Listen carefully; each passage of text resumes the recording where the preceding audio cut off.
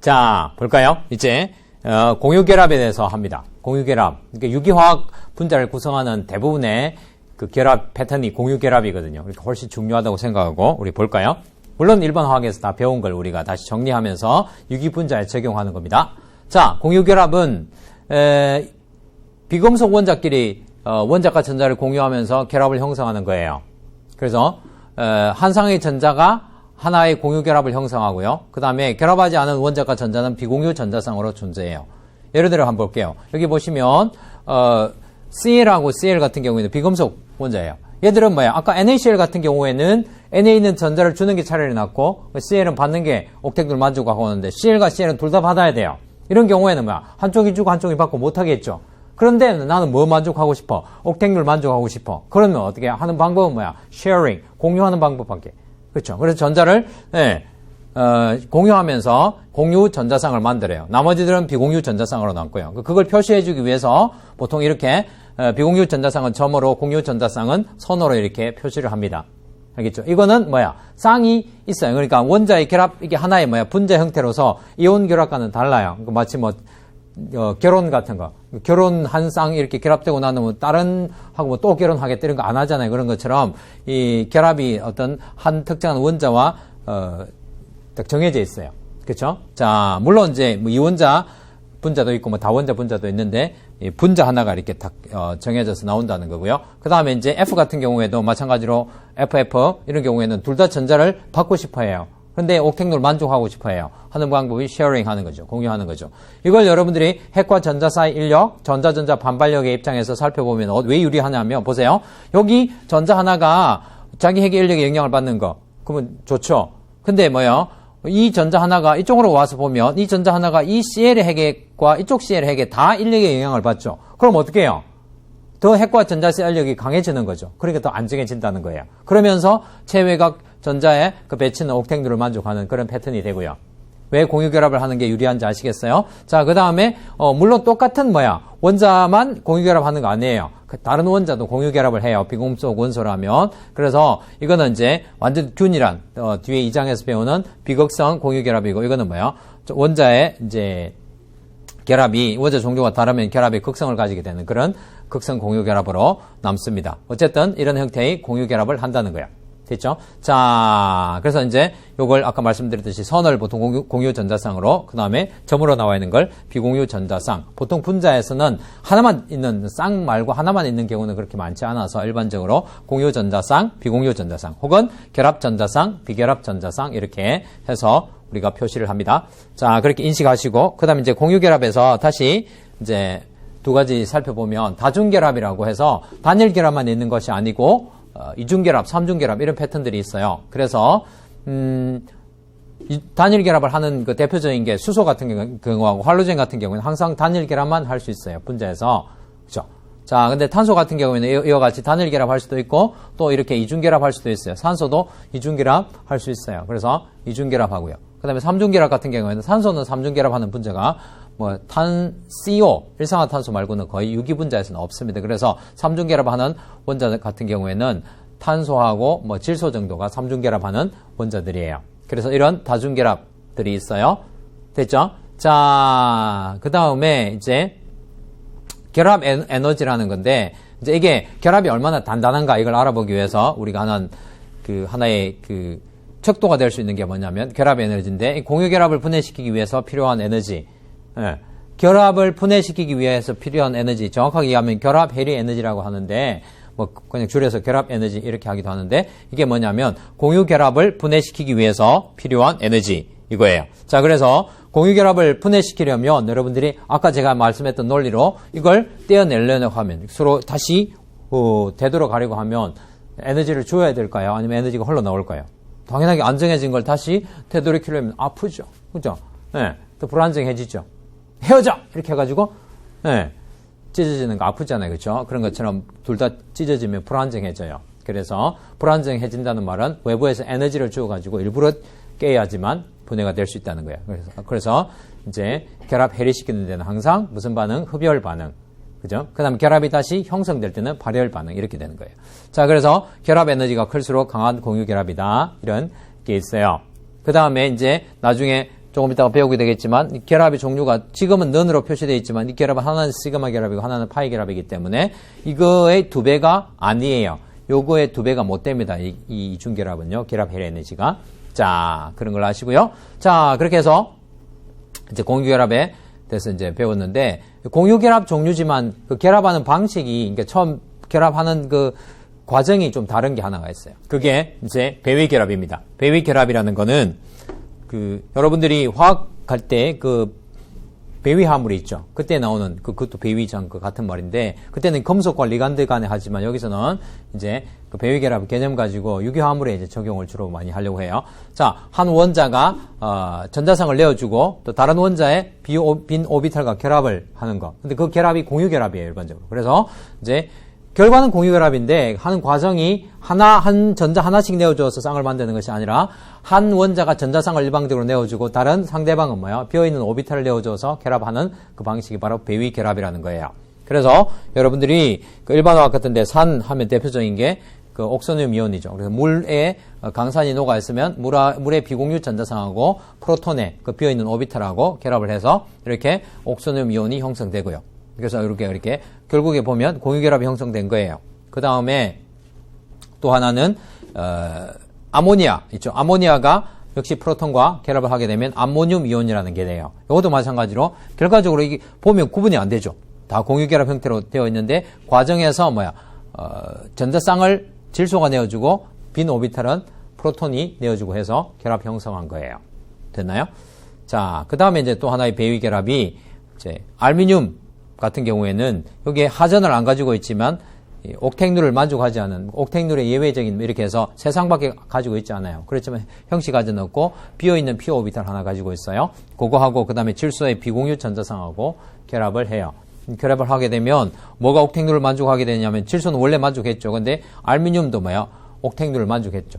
그래서 알루미늄도 옥택률 만족하고 질소도 옥택률 만족하는 이런 패턴의 결합을 한다는 거예요. 자, 이게 유기화학에서 굉장히 중요한 게 그 대부분의 유기화학 반응과 밀접한 관련이 있어요. 그게 무슨 말이냐면 여러분들 친액체 친전자체라고 나중에 배워요. 근데 그런 논리가 다 이 배위결합의 어떤 패턴으로 일어나요. 하나만 예를 들게요. 이 반응이 이해 안 돼도 여러분들 내가 이렇게 실력이 왔구나 이렇게 자잘하면 절대 안 됩니다. 알겠죠? 자, 여기서 보시면 HO-, 즉 전자쌍, 비공유 전자쌍이 세상에 있고 이게 하전이 음하전이에요. 그럼 전자가 너무 많다는 거죠. 나 전자가 너무 많아서 힘들어. 앞에서 배웠죠. OH-, 그렇죠? 자, 이 전자쌍을 가지고 이 탄소 쪽으로 가요. 그러면 여기서 보시면 CH3라는 건 HHH하고 C에서 이미 탄소는 전자쌍이 채워져 있고 비어있는 오비탈 이런 게 없어요. 그 배유결합 안 되겠네? 그게 아니라 얘가 다가오면서 이게 탄소가 이 전자쌍을 CL에게 주면서 빈 오비탈을 만든다고 생각하시면 돼요. 그래서 이게 가서 그 오비탈에 결합을 하게 되고 이거는 떨어져 나가고. 그럼 결과적으로 탄소에 있는 비어있는 오비탈과 산소의 비공유 전자쌍이 결합을 하게 되고 CL은 음이온으로 떨어져 나가고. 결과적으로 보면 공유결합이고 결합하는 패턴이 배위결합하고 비슷한 거죠. 이 전자 하나 내어주는 것이 아니라 전자쌍을 일방적으로 내어주면서 결합을 하는 거니까요. 유기화학 반응들이 이런 결합 패턴을 하는 게 굉장히 많다는 거예요. 아시겠죠? 자, 드디어 이제 이온 결합, 그 다음에 공유 결합, 그 다음에 또 한 가지 종류에 해당하는 배위 결합을 배우면 이제 우리가 유기화학에서 많이 쓰는 루이스 구조나 그 축약형을 배울 수 있는 준비가 되었어요. 그래서 루이스 구조란 게 앞에서도 방금 이제 했던 그림들이 다 루이스 구조예요. 루이스 구조란 게 뭐냐면 분자나 이온을 알파벳과 선과 점을 이용하여 나타낸 구조예요. 네. 그래서 일반 앞에서 유기화학에 제가 핵심할 때도 알파벳과 선과 점으로 나타내는 구조를 통해서 그 속에 있는 성질, 힘과 에너지를 인식하고 그다음에 반응 예측하고 그다음에 결과를 추론하고 그렇게 한다고 했죠, 그죠? 그게 유기화학 핵심. 구조와 힘과 에너지 할 때 우리가 그 구조하는 것이 사실 이 루이스 구조를 이야기해요. 그것들을 축약해 놓은 그런 구조들. 그러니까 이게 뭔지를 알아야지 여러분들 유기를 할 수 있다는 거예요. 됐죠? 자, 그래서 선은 한 쌍의 공유 전자상. 다시 반복하는 겁니다. 공유 전자상 혹은 결합 전자상. 점은 비공유 전자상 혹은 비결합 전자상을 표현하는 겁니다. 자, 여기서 앞에서 배웠던 루이스 심볼이라는 거 있죠. 이 루이스 심볼을 이용해서 이제 결합을 하면 돼요. 자, 그래서 H는 전자 체외각 전자 하나, 탄소는 4개, 질소는 5개, 산소는 6개, 할로젠은 7개. 할로젠은 지금 FCl-BRI 4가지를 다 그냥 통틀어서 할로젠이라고 생각하시면 됩니다. 유기분자, 거의 대부분의 유기분자들은 요거들로 이루어져 있어요. 자, 그러면 요것이 할 수 있는 결합의 패턴을 우리가 미리 알 수가 있어요. 아까 결합은 3중 결합까지밖에 못 하거든요. 그래서 이제 가능한 결합 패턴은 보시면 H 같은 경우에는 하나밖에 못 하죠. 왜냐하면 전자쌍 한 쌍을 해서 결합 전자쌍 한 쌍 만들 수 있기 때문에 결합선이 하나밖에 안 나오고 비공유 전자쌍 이런 게 있을 수가 없어요. 탄소 같은 경우에는 결합을 4개를 할 수가 있죠. 4개가 모자라니까 나머지 것 전자 4개하고 결합해서 이렇게 각각 다른 원자끼리 결합하는 이런 단일 결합 4개를 할 수 있는 반면에 또 이중 결합 하나 하고 그 다음에 단일 결합 하나 하는 이런 패턴도 있죠. 그 다음에 또 뭐가 있을까요? 이중결합을 2개 할 수 있는 것도 결합이 4개 나오죠. 이중결합을 2개 할 수 있는 그런 패턴도 있어요. 그 다음에 마지막에 어떻게 해요? 3중결합 하나 하면 단일결합 하나 생기겠죠. 그렇죠? 이 루이스 구조가 굉장히 유익한 거예요. 자, 그 다음에 질소 같은 경우에는 이렇게 비공유 전자쌍으로 분자 형태에서는 항상 하나가 남아있어요. 그러면 3개의 뭐가 있어요? 그 단일결합을 형성할 수가 있어요. 그러면 만일에 2개의 이중결합을 형성하면 하나는 단일결합으로 남겠고 결합 3개를 할 수 있으니까 3중결합도 만들어질 수 있겠죠. 그럼 산소로 오면 전자쌍이 비공유 전자쌍 2쌍이 남게 돼요.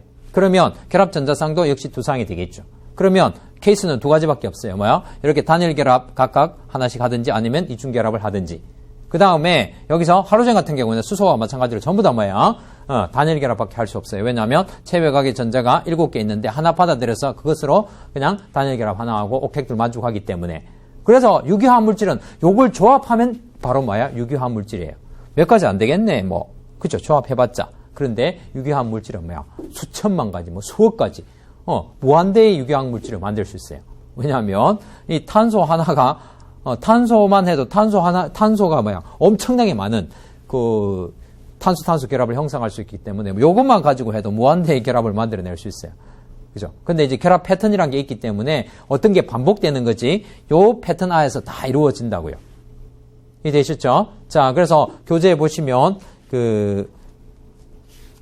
뭐가 나오느냐면 구조의 간단한 표현에서 루이스 구조 그리는 법이 나와요. 그래서 일반 화학 시간에 루이스 구조 그리는 법을 대부분 하셨어요. 그래서 이제 유기화학의 복잡한 탄소나 질소나 산소 이걸 이제 이 패턴 가지고 적용하는 훈련을 좀 하시면 됩니다. 알죠? 간단히 이제 연습을 해보면, 한 개의 C와 4개의 H 하면 그러니까 보통 8인 많이 나오는 거, 결합이 많이 나오는 걸 중심에 두고 하면 이건 당연하게 해결돼요. 왜?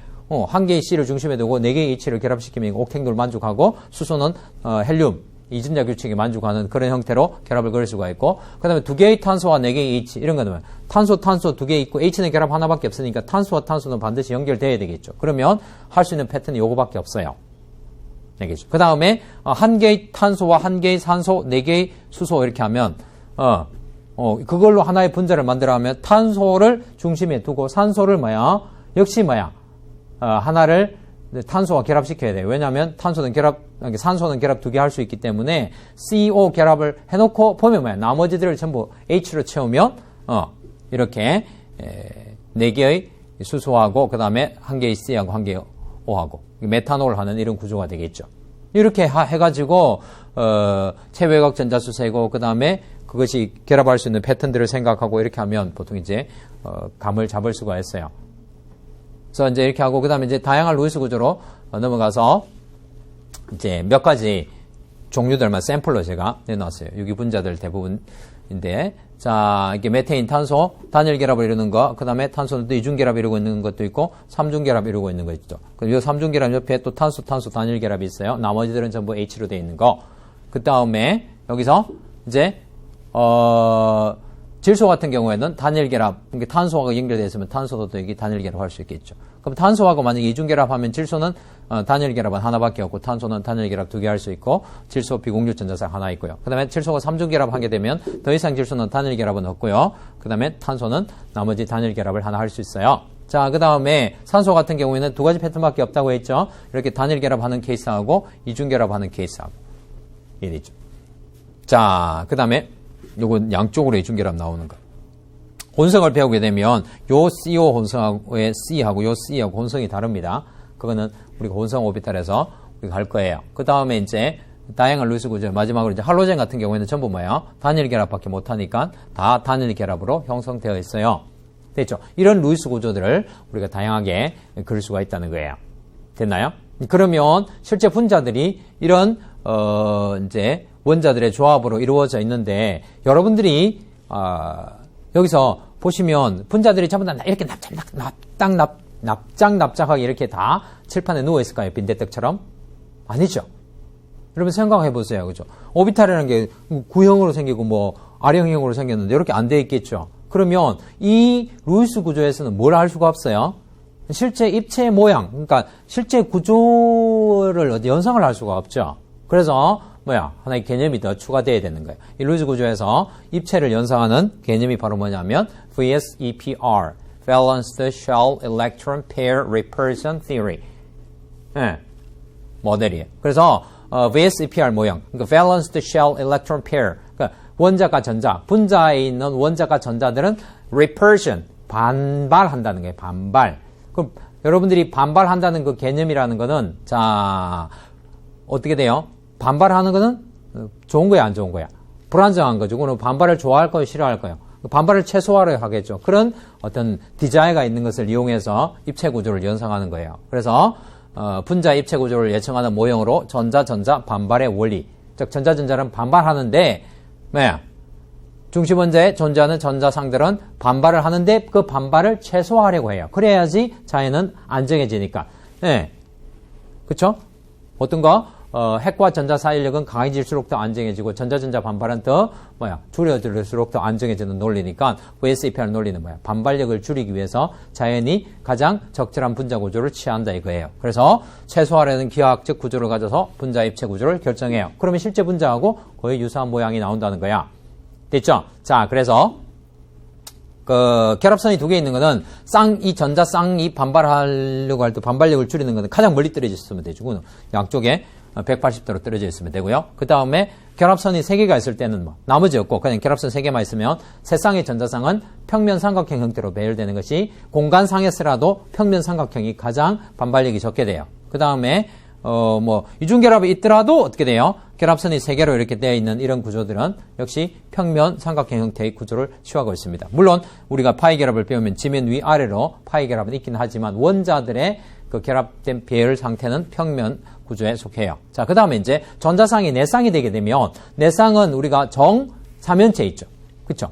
그거 논리예요. 정사면체. 즉, 자연은 정사면체의 그 각 꼭지점에 존재할 때 그 결합 간의 거리가 가장 멀게 돼요. 전자쌍 간에 가장 반발력이 적게 돼요.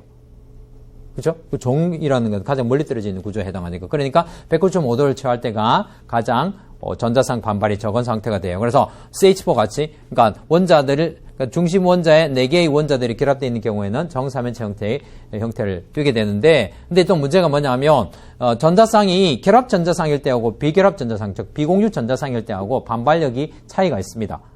여러분들이 인식할 수 있어요. VSEPR에서도 배우겠지만 뭐냐면 결합 전자쌍들은 핵과 핵 사이에 전자가 몰려있기 때문에 쉽게 말하면 부피가 적고 반발이 좀 덜해요. 그런데 비공유 전자쌍들은 상대방에 뭐가 없어요? 핵이 없죠. 핵이 없으면 이 전자쌍들은 자기들끼리 전자쌍들끼리만 있으니까 이 핵에서 멀어질수록 이렇게 더 퍼지려고 하겠죠. 그러니까 결합 전자쌍보다는 부피가 더 크다고 생각하시면 돼요. 그러면 옆에 있는 전자쌍하고 반발을 더 심하게 하겠죠. 그러면 반발을 더 줄이기 위해서 이 비공유 전자쌍 간의 반발력이 커지기 때문에 이게 109도를 넘어서려고 해요. 그러면 어느 하나를 더 결합각이 찌그러들겠죠. 쉽게 말하면. 그래서 결합 전자쌍들이 오히려 반발력이 이제 덜하기 때문에 각이 109도에서 더 줄어든다는 거예요. 그래서 비공유 전자쌍 한 쌍 있으면 107도로 줄어들고 결합 전자쌍이요. 그 다음에 두 쌍 있으면 결합 전자쌍들은 각이 104도로 줄어든다는 거예요.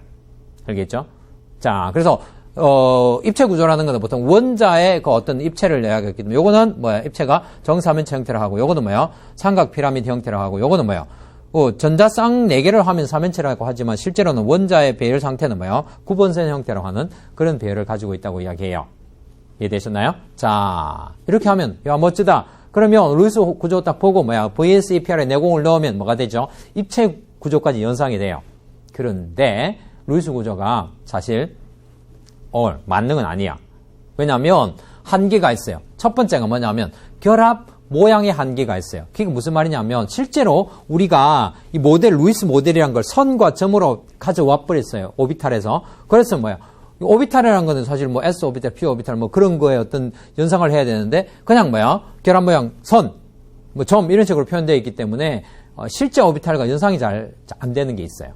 그 다음에 시그마 결합과 파이 결합 구분 못해요. 는 해놓고 하나는 시그마 결합, 하나는 파이 결합. 지식이 없는 사람, 즉 오비탈의 지식이 없는 사람은 그 도대체 이거 어떤 차이를 인식할 수 없어요. 알겠죠? 자, 그 다음에 이제 또 결합거리의 설명의 한계. 그래서 뭐 결합거리가 실제로 오비탈이 뭐 S 오비탈과 P 오비탈, sp3, sp2 오비탈에 따라서 결합거리도 다르고 그거에 따라서 에너지도 다르고 그런데 루이스 구조 자체만 가지고는 사실 결합거리 설명의 한계가 있어요. 그 다음에 이제 가장 치명적인 게 이거예요. 한 개의 루이스 구조를 설명이 안 돼요. 이 하나 루이스 구조 그려놨는데 이게 뭐야? 실제하고 너무 안 닮았어. 이런 게 있어요. 그래서 한 개의 루이스 구조로 설명의 한계가 있는 실제 구조가 있어요. 그래서 루이스 구조를 두 개를 섞어서 이거 섞은 겁니다 하고 제시해 줘야 되는 그런 구조인 공명 구조가 있어요. 공명 구조로 표현해야 되는 게 있어요. 요거는 유기화학에서든 뭐 일반 화학에서든 굉장히 중요하고 어려운 어떤 개념 중에 하나예요. 그래서 이게 2장에서 나오는데 여러분들이 잘 인식하시고요. 그때 우리가 자세하게 할 거예요. 일단은 이래 어려움이 있구나 하고 알아놓으시고 그러면 루이스 구조 버리자. 필요 없어. 이렇게 하지 않아요. 여전히 유기화학에서는 뭐예요? 루이스 구조하고 축약형 형태들을 다 사용해요. 오비탈을 해가지고 그려놓지 않고요. 왜냐하면 이게 이런 단점을 가지고 있지만 굉장히 유익해요. 분자를 그 불확정성 원리 어디 있는지도 모르는 정확하게 어떻게 생겼는지도 잘 모르는 그런 분자 구조를 그나마 우리가 과학적으로 이해하기 쉽게 아주 간단한 모델로 나타내는 걸로 굉장히 좋은 거예요. 그래서 이제 우리는 뭐가 필요할까요? 루이스 구조에다가 VSAPR 내공 넣어서 입체를 우리가 인식했죠. 그 다음에 이제 더 중요한 게 뭐냐면 루이스 구조에다가 실제 오비탈의 결합 형태를 배우고 거기다가 루이스 구조에다가 집어넣고 루이스 구조 보면서 실제 구조를 인식하는 거예요. 제일 처음에 제가 유기화학의 핵심할 때 한 거 그거라니까. 구조와 힘과 에너지 할 때 그 구조라는 거 루이스 구조를 통해서 즉 알파벳과 선과 점으로 나타나 있는 그 구조를 통해서 실제 구조를 인식하라는 거예요. 그 과정을 지금 할 거예요. 알겠죠? 굉장히 중요합니다. 자, 그래서 그럼에도 루이스 구조 혹은 축약형을 사용하고요. 자, 오비탈 모형을 적용한 분자 형성과 루이스 구조의 관계를 이해하면 된다는 거예요. 아시겠죠? 자, 그래서 이제 드디어 이제 실제 루이스 구조는 아까 우리가 어떻게 만들었어요? 옥택룰의 원리에 따라서 그게 틀린 거 아니에요. 전자의 개수의 입장에서 살펴보면 옥택룰을 만족하는 형태로 결합을 형성하는 것은 맞는데 그냥 전자 점 해가 콩 합쳐지고 그렇게 되는 건 아니라는 거야. 오비탈이 기 때문에 점이 이렇게 탁 가서 붙는 것이 아니라 오비탈의 겹침이 일어난다는 거예요. 그래서 이걸 이제 따지면 원자과 오비탈 간의 겹침에 의해서 공유결합이 형성이 일어난다. 그러니까 전자가 파동의 성질을 가지고 있기 때문에 파도로 생각하시면 파도가 어떻게 돼요? 두 개가 만나면 겹치겠죠.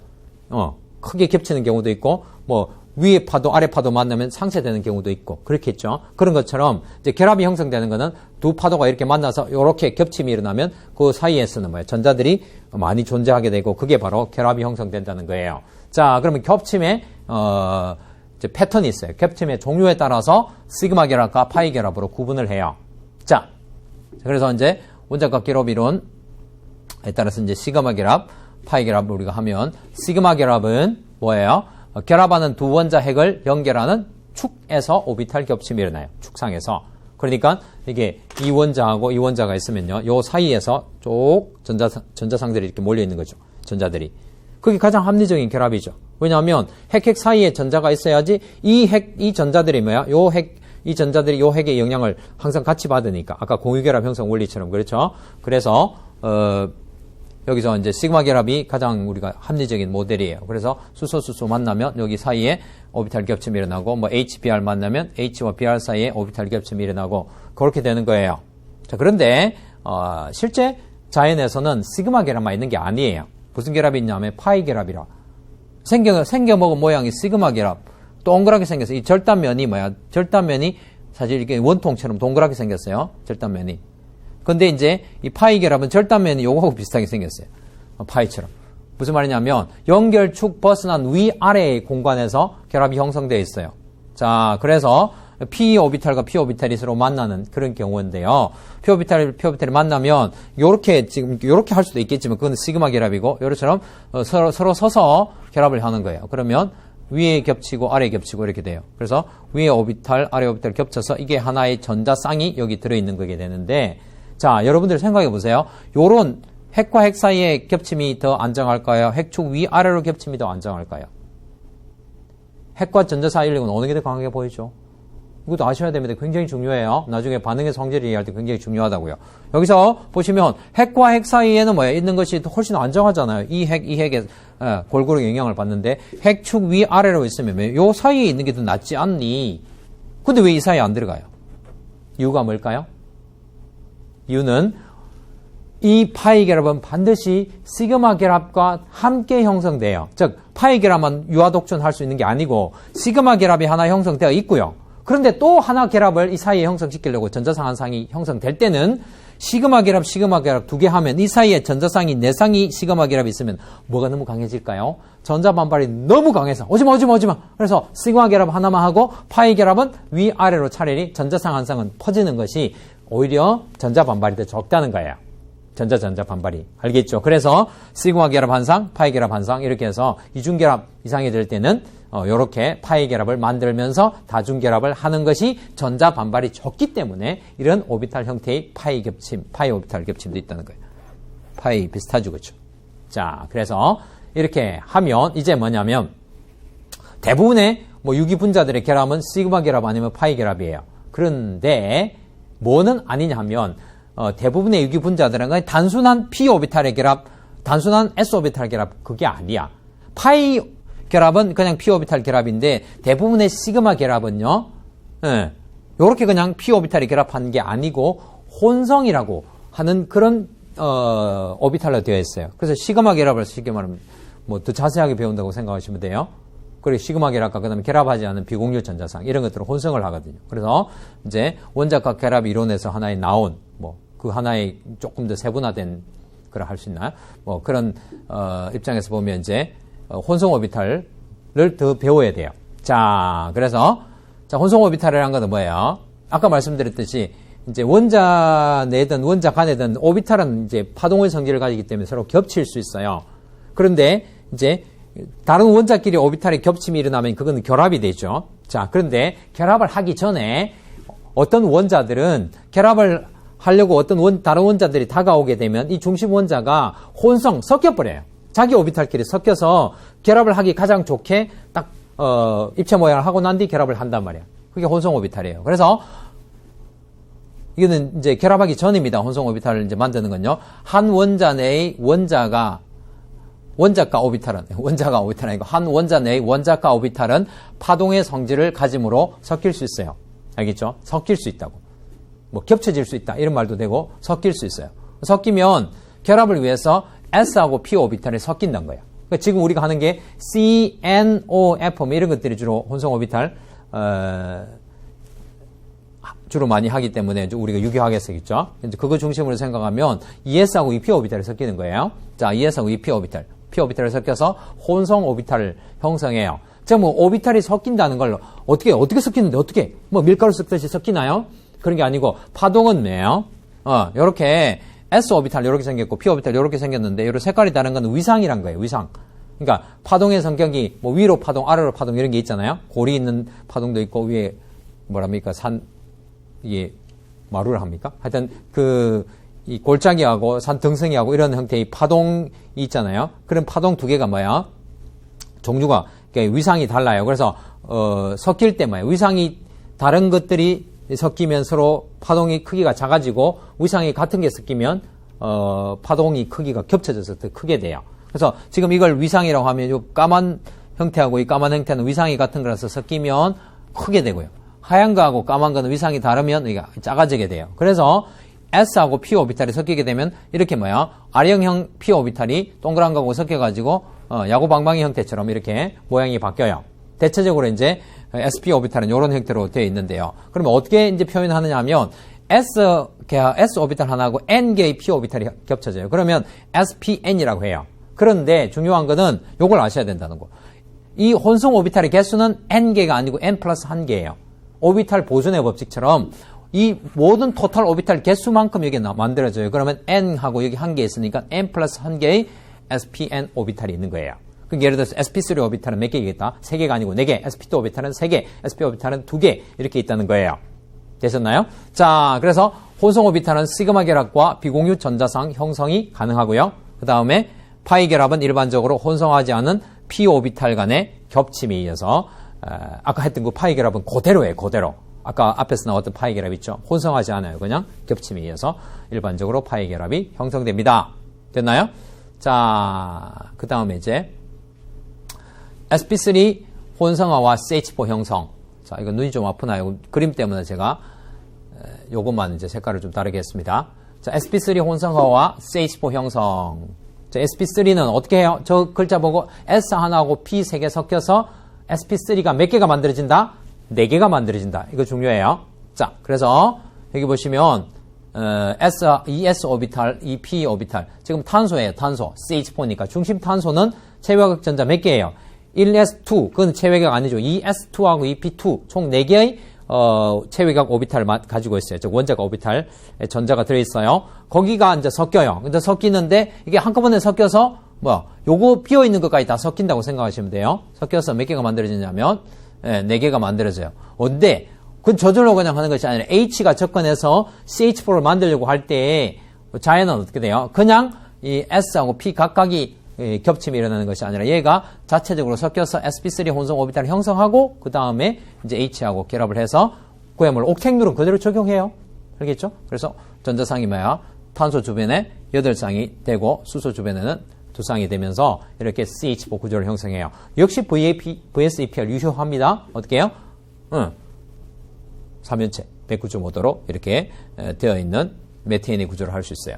자, 이걸 이제 에너지적인 입장에서 살펴보면 오비탈 에너지를 가지고 제가 하나를 예를 들어 보면 이거예요. 여기서 이제 P하고 여기 뭐고 S하고 오비탈에서 이제 비어 있는 오비탈까지 해서 총 4개의 오비탈이 혼성이 되면 sp3 4개 오비탈. 그럼 에너지가 구조가 똑같이 생겼으면 에너지가 똑같이 생겼습니다. 그렇죠? 그렇죠? 그래서 똑같은 에너지를 가져요. 그다음에 H 4개가 다가와서 결합을 형성하게 되면 전자쌍을 형성하면서 이건 옥탱률을 만족하지 않은 상태고 이건 옥탱률을 만족한 상태니까 요거보다 제가 안정하게 좀 그려 놓았어요. 그래서 뭐 이제 오비탈의 그 이제 전자 배치 도표를 가지고 제가 이제 에너지의 흐름을 제가 말씀을 드린 거예요. 알겠죠? 자, 그다음에 이제 영화를 한번 보면 좀 감을 잡으실 거예요. 그래서 동영상을 보여드리도록 하겠습니다. 구글에 보시면 여러분들이 동영상 나옵니다. 뭐 sp3 이렇게 치면 동영상이 나와요. 자, 다가옵니다. H가 다가오면 어떻게 된다는 거예요? 얘들이 섞입니다. 섞여서 이렇게 된다는 거예요. 됐죠? 자, 한 번만 더 보여드리면 이제 C가 있습니다. 다가옵니다. 다가오면 섞입니다. 섞입니다. 섞입니다. 자, 그래서 지금 이 상황이 뭐냐면 제가 지금 중앙에 그린 저거에 아까 PPT에서 중앙에 그린 거예요. sp3 혼성이 되어 있는 상태고 이제 H가 다가와서 결합을 하면 이제 여기 전자상이 한 쌍밖에 없죠. 하나밖에 없죠. 전자가 4개 있는데 이제 H가 들어오면 한 쌍 되면서 결합 형성하는 거예요. 자, 가주세요. 재생해 주세요.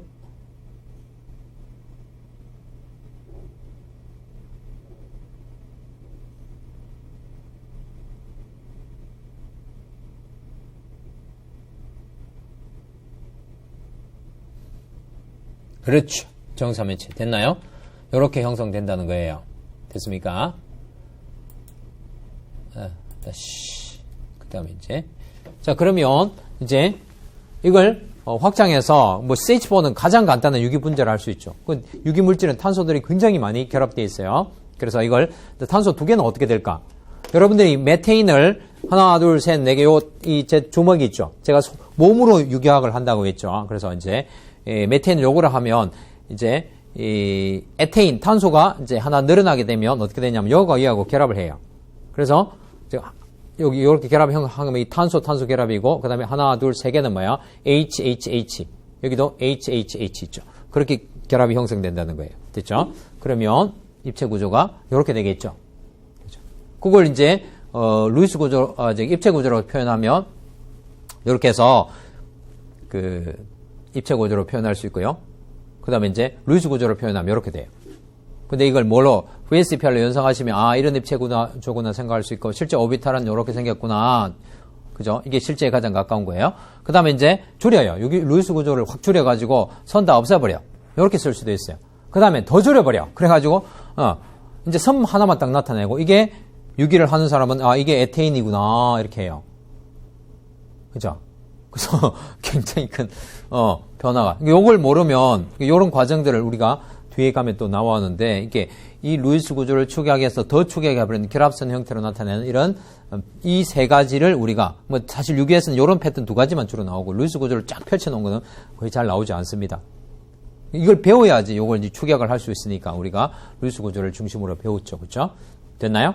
자, 그렇게 하면 되고 그 다음에 여러분들 이렇게 해보세요. 자, 이렇게 해가지고 이렇게 해보세요.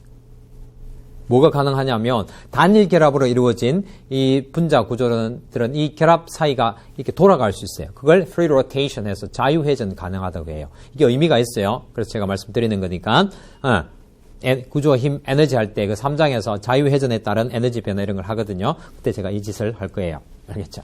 자, 그래서 하시고요. 그 다음에 이제 혼성을 탄소뿐만 아니라 산소도 하고 질소도 하고 플로로도 해요. 그래서 이 친구들의 혼성 하고 그 다음에 비공유 전자쌍을 우리가 살펴보겠는데요.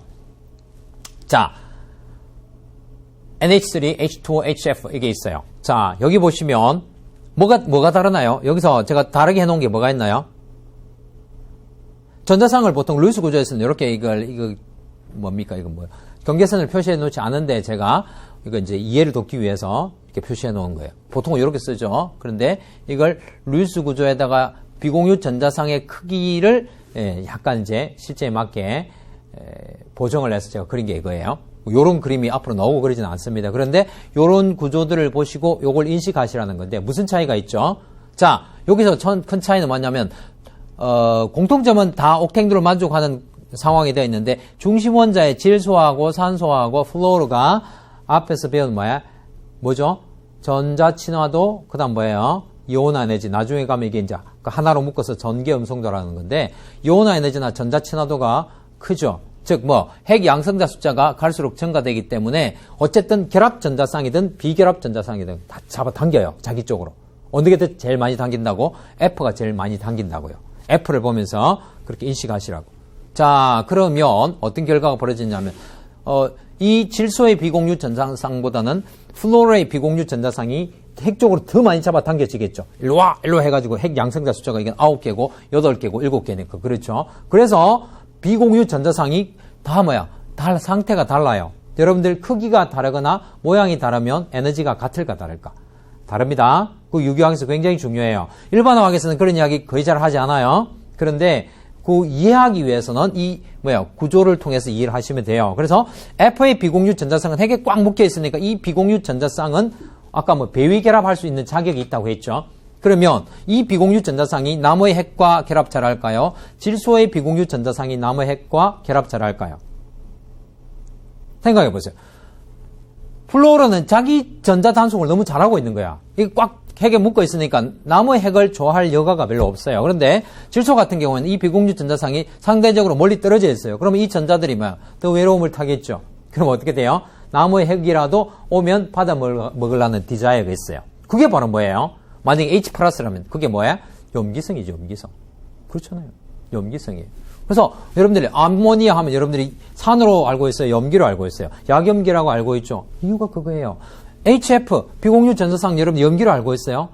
HF는 여러분들이 뭐로 알고 있죠? 약산으로 알고 있잖아요. 즉 비공유 전자쌍이 아무 짓 못하고 나중에 할 겁니다. 이거는 산염기할 때 공유 전자쌍 이 공유 전자쌍을 F가 굉장히 많이 잡아당기기 때문에 프로톤을 떨구어내는데 프로톤 떼어내는데 이 HF가 제일 잘 떨어져 나가기 때문에 이건 약산, 이건 약염기. 이 친구는 상황에 따라 달라요. 그래서 양쪽성 이렇게 해서 산도 될 수도 있고 염기도 될 수가 있어요. 알겠죠?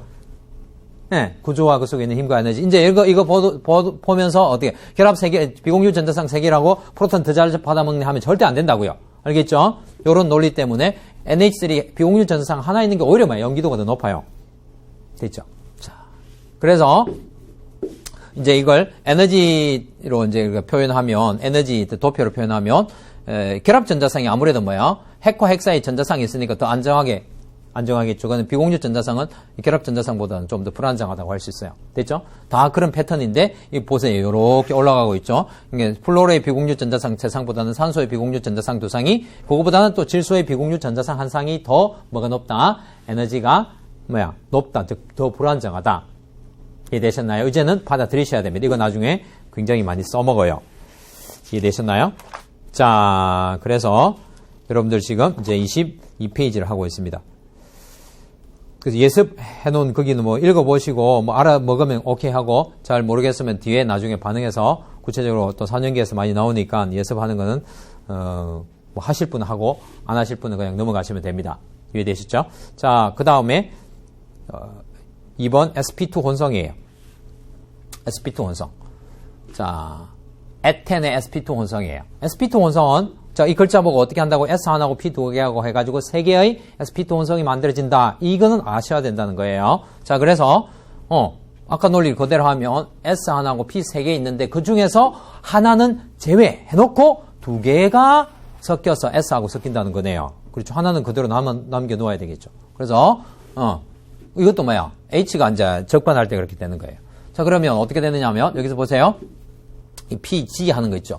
여기 있는 거는 그대로 남아있고요. 뭐는, 요 세 개가 섞여서, 3개의 오비탈, sp2 오비탈을 만들었는데, 선생님의 야구방망이 그 손잡이 같은 건 안 보이는데요. 이게 또 뒷부분에 있으니까 안 보이는 거지. 실제로는 여기 해가지고 조그만 뒤에 안티반댕이라 하는 그 부분이 있습니다. 그래서 이제 결합할 수 있는 그 부위만 나타내면 이렇게 야구방망이 3개가 있어요. 근데 sp3하고 sp2하고 생긴 모양이 비슷한 것 같지만 실제로 조금 달라요. 어느 게 조금 더 살이 쪘냐면 얘가 좀 더 살이 쪘어요. 왜냐하면 sp3라는 거는 S1하고 P 3개가 섞인 거죠. 그러니까 P 3개의 캐릭터가 더 크게 영향을 미치니까 더 길쭉해요. 그럼 결합 길이도 더 길겠죠. 그죠? 근데 sp2라는 거는 그럼 이제는 P 3개의 성격이 들어가 있는 것이 아니라 이 오비탈에는 P 2개하고 S 하나하고 성격이 들어가 있으니까 S는 33%, P는 66% 그렇게 돼가지고 거의 이제 이거 하나를 이루고 있으니까 약간 S 성격이 크니까 결합 길이도 조금 작고 알아야 되는 거는 뭐냐면 S 오비탈이 결합 길이, 그러니까 핵에 좀 더 가까이 있고 그 다음에 더 안정하고 이런 거예요. 알겠죠? 그래서 그런 걸 인식하시면 sp3 모양은 비슷한 것 같지만 사실은 조금 더 살이 적고 조금 길이도 좀 더 짧다는 거예요. 이해됐죠? 자, 그렇게 하시고 자, 그런데 이제 sp3와는 다르게 sp2는 반드시 파이 결합을 하는 상대방 또 다른 혼성을 하는 게 하나 있어야 돼요. 예를 들어서 CH4 같은 경우에는 그냥 중심 원자 sp3하고 나머지 H로 다 결합시키면 되지만 sp2는 그렇게 할 수 없어요. 반드시 상대방 하나가 sp2 혼성하는 게 있어야 돼요. 최소한 하나가. 그래서 지금 또 다른 C 혼성, sp2 혼성, C sp2 혼성하고 결합을 해요. 그러면 4개의 H하고 결합하고 탄소 결합도 해야 되니까 결과적으로 이렇게 되는 거예요. 이걸 이제 분석해 보면 어떻게 되는 거예요? 탄소 결합, 시가마 결합되어 있죠. sp2 혼성이. 그 다음에 CH-sp2 혼성, CH-sp2 혼성하고 이 S 혼성하고 결합하고 역시 CH-sp2 혼성하고 CH-sp2 혼성하고 이 S 오비탈하고 결합되어 있고 나머지 P 오비탈 수직으로 서 있는 2개는 지면 위아래로 이렇게 되어 있는 거예요. 이해됐죠? 자, 그래서 이것도 역시 영화를 한번 보도록 하겠습니다. 자, 볼까요? 자, 확인해 주세요.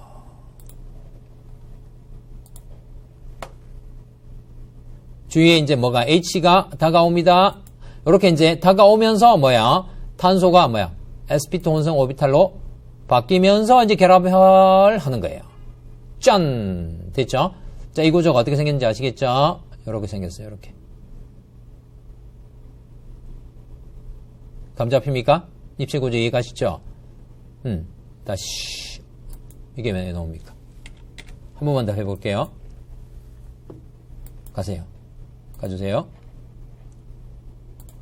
그냥 탄소 원자 상태로 했을 때는 S 오비탈, P 오비탈 안 섞이는데 4개의 수소가 다가오면서 이렇게 중심 원자가 혼성되면서 시그마 결합, 파이 결합 형성되고 우리가 말하는 에텐의 구조가 형성되는 거예요. 이해되셨죠? 자, 오케이. 이렇게 하시면 이해되시죠?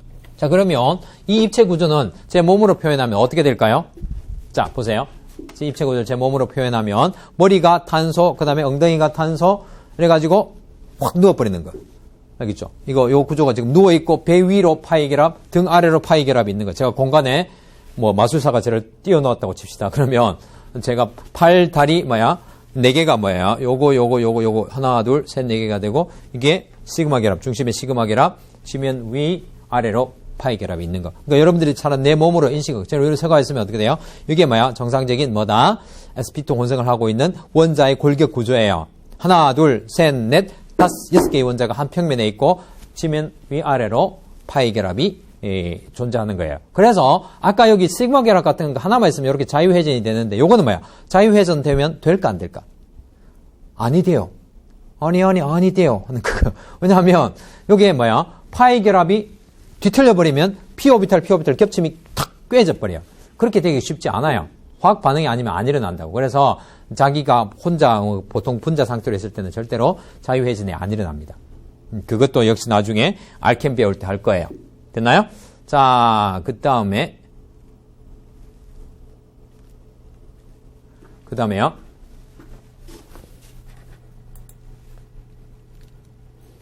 자, 알켄의 구조와 표현 볼까요? 그래서 이제 입체 구조로 나타내면, 요렇게 오비탈들이 이렇게 구름 모양으로 이렇게 되어 있고요. 그 다음에 이제 실제로 우리가 루이스 구조로 쓰면 이걸 이렇게 하고, 즉 아까 말씀드렸죠. 이거 우리가 오비탈 배우는 이유가 뭐라고 했죠? 루이스 구조에다가 실제 구조의 내공을 넣는 거예요. 이렇게 이중결합되어 있으면 절대로 이 두 개가 똑같다고 하면 안 된다는 거예요. 하나는 시그마 결합이고 하나는 전혀 다른 파이 결합이에요. 알겠죠? 자, 그 다음에 이게 평면에 누워 있고요. 이걸 이제 결합선을 보통 이중결합은 줄이지 않습니다. 단일 결합들, CH 단일 결합들을 다 줄여버리면 이렇게 간단하게 나타낼 수 있고. 더 오버해가지고 선만 나타내도 이거는 탄소하고 나머지들은 H로 달아준다. 이런 규약이 있어요. 뒤에 역시 배울 거예요. 이렇게 죽여버리고.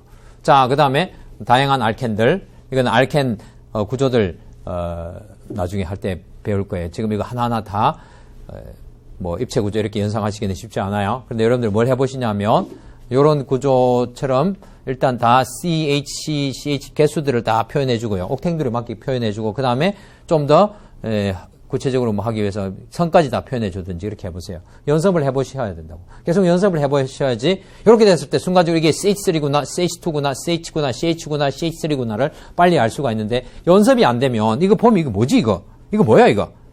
도형이 이상하네. 하나가 잘못 껐나 이렇게 하고 있단 말이야. 알겠죠? 유기화학은 도형과의 싸움 비슷하게 돼 있다고. 그죠? 그림 보고 실제 오비탈을 연상해야 된다는 거예요. 그렇죠. 자, 그렇게 해서 이제 마찬가지로 이제 탄소뿐 아니라 질소와 산소도 뭘 해요? sp2 혼성을 하죠.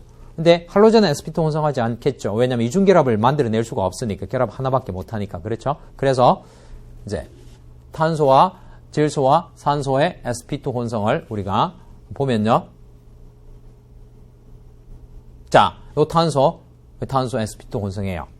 이중결합, 논이 나와 있는 게 있으면 이거는 이중결합 가지고 있고 이거는 sp2 혼성한다고 생각하시면 돼요. sp를 배우면 이런 것도 무조건 되는 거 아니고 양쪽에 또 이중결합이 있으면 이건 sp 혼성이 되게 되는데 그거는 조금 이따 할 거예요. 자, 그 다음에 이제 이런 경우에는 여러분들 sp2 혼성하는 거 다 찾아보세요. 뭐가 있나요? 탄소, 질소, 요 탄소, 네 가지가 sp2 혼성하는 원자들이죠. 그러니까 질소 같은 경우에는 비공유 전자상 한 쌍이 sp2 혼성의 어떤 형태를 하고 있는 거죠. 무슨 말이냐면 탄소는 요거 4개하고 5개가 뭘 하고 결합 5개가 sp2 혼성을 하고 있고 요 파이 결합 하나 있고요. 질소 같은 경우에는 여기 같은 경우 요 질소는 하나, 2개, 3개가 시그마 결합이 하고 2개의 시그마 결합과 하나의 비공유 전자상이 sp2 혼성을 하고 있고 파이 결합 하나 있고 이렇게 되는 거예요. 이해되시죠? 분명히 여러분들 인식하셔야 되는 거는 파이 결합은 혼성하지 않습니다. 혼성한 오비탈이 아니라 그냥 p 오비탈의 겹침이에요. 그렇죠? 그럼 여러분들이 이걸 딱 보시면 지면 위아래로 뭐가 있네? 붕 뜨가 있는 파이 결합이 있네. 여기도 있네. 그렇게 인식을 하셔야 된다는 거예요. 루이스 구조에다가 실제 내공을 여러분들이 인식하시는 거예요. 이걸 보고 실제를 인식하시라는 거예요. 됐죠? 자, 그 다음에 요거는 뭐예요? 어느 거? 산소가 sp2 원성하죠? 탄소, 그 다음에 여기 탄소, 그 다음에 탄소. 요 탄소는 sp2 혼성 아닙니다. 이거 결합선이 4개 이렇게 나와 있는 거, 단일 결합으로 나와 있는 건 혼성한 거 아니에요. 요 산소하고 요 탄소를 제가 뭐 표현을 해보자면, 제 다리까지 좀 나오게 해볼래요? 당겨가지고, 카메라를. 해보면 어떻게 되냐면, 요, 조금 제가 얼굴이 산소. 네. 산소 같은 남자. 자, 산소고, 그 다음에 여기 뭐야? 파이 결합이 있고, 여기가 뭐야? 탄소예요. 그러면, 이렇게 탄소는 결합, 하나, 둘, 3개의 시그마 결합과 파이 결합이 이렇게 산소를 유실해서 이렇게 있겠죠. 그 다음 비공유 전자쌍은 제가 표시하면 뭐 이렇게 돼 있다 해야 되죠. 뭐 길게 돼 있는 게 아니고, 비공유 전자쌍 이렇게 돼가지고, 이렇게 돼 있는 거죠. 무슨 말인지 아시겠죠? 지금, 요 모델 있죠. 요 모델이, 그러니까 요걸 제가 모델로 이제 표현하자면, 탄소, 산소, 그 다음에 비공유 전자쌍 2쌍이 있고, 그 다음에, 시그마 결합 2개가 있고, 나머지 보이지 않는 파이 결합은 여기서 여러분들이 연상하셔야 된다는 거예요. 근데 사실 뭐야? 유기화학 배우면 보이지 않게 인식하지 잘 못하는 그 파이 결합이 반응에 훨씬 많이 참여하기 때문에 굉장히 중요해요. 그래서 처음부터 여러분들이 는이 나와 있으면 그냥 는으로 보시지 말고 파이 결합이 있구나 하고 인식을 하시라는 거예요. 아셨나요? 자, 됐죠? 자, 이렇게 하면 여러분들이 뭐가 됐냐면 sp2 혼성을 했어요. 됐죠? 그럼 이제 나머지 하나 sp 혼성을 하겠죠. sp 혼성 같은 경우에는 s 하나고 p 하나고 섞이고 그러면 sp 혼성이 2개가 나오겠죠. 그럼 p 오비탈 2개가 남겠다. 뭐 그런 인식을 하실 수 있겠나요? 네, 이렇게 하시고 좀 쉬었다가 계속해서 그 sp 오비탈 하도록 하겠습니다.